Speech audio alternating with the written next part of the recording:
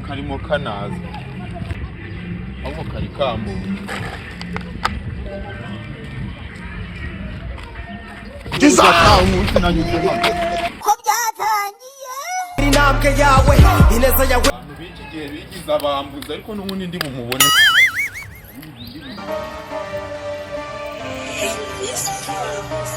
ariko ni mufata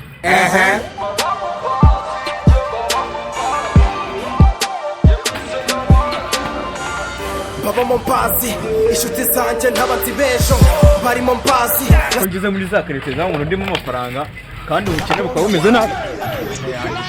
ndaca mu hindira ako umuntu akubona aca muri iyi nzira yakanca hano byiza nibi bibyaza nk'abonye kara kambaye ibipira by'ubururu sinde hano ariko ibi barabyibuka ineza yawe nawe uyibuka ariko ibi ahubwo kari kambuye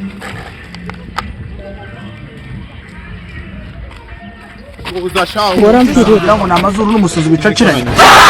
nabyumvaga ibyo bivuga ntabwo reze kukurisha mu kwate sinakwisha bikambara winishaga nde nyine kuko ntabwo nge nigeze mwisha cyanyishyura mwana nyishyura ibintu n'ibibiri urayafite reka tubivuganeho ibintu n'ibibiri urayafite reka tubivuganeho ngo hari akandi kavuga hari akandi kavuga kavuge kubagwa ni vuga andi mafaranga urashize none ayo nagwaye se yari amabuye ubwo barababaye angahe se aho kugira ngo nkwishyuze ahubwo ntunkongerane uri banke mbisaho uzambikurira ryari kwa nyamugiye gishize ntuki ko n'umundi wamenyereye gufasha arababaye weho ndwaza nzajya guha ngewe ejo nimugoroba saa 3 za mugitondo nzaba nkugeze urumva ntarakumenyereje nabi se nyine niba narakumenyereye kugufa n'igihumbi cyonyine arababaye 11 genze yakuzaniye ejo saa 3 za mugitondo ngenda nkugezeho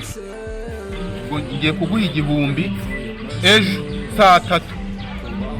umutima utagufashije ngo ugire ubwo ugiye gutanga abagabo kandi we yame ntanga abagore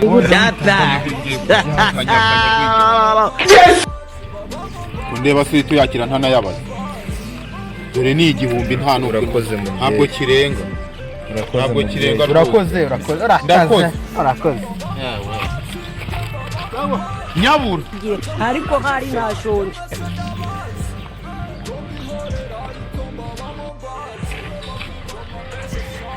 ko mbona agenda guza menshi uko bwije nuko bukeye sinza yakura hehe kandi twongera guhora n'abana